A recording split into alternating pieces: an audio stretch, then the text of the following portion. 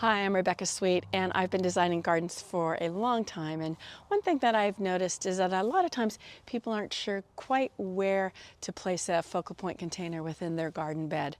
And so I encourage people to walk around and look at their garden in the late fall and in the winter when it's not filled with flowers. And that's the time that you're likely to see big bare spots within your garden where those spring and summer annuals are long gone, or even the perennials, they're dormant now, they're no longer blooming. And if that's the case, if you're left with a big blank area, you may not want to look at that for months at a time, and that would be the perfect spot for a stately focal point container like this Latin amorpha here. Now, I really love the shape of this and the height. It's 43 inches tall, yet it's a graceful shape and it tapers down to where it doesn't take up a huge footprint within the garden.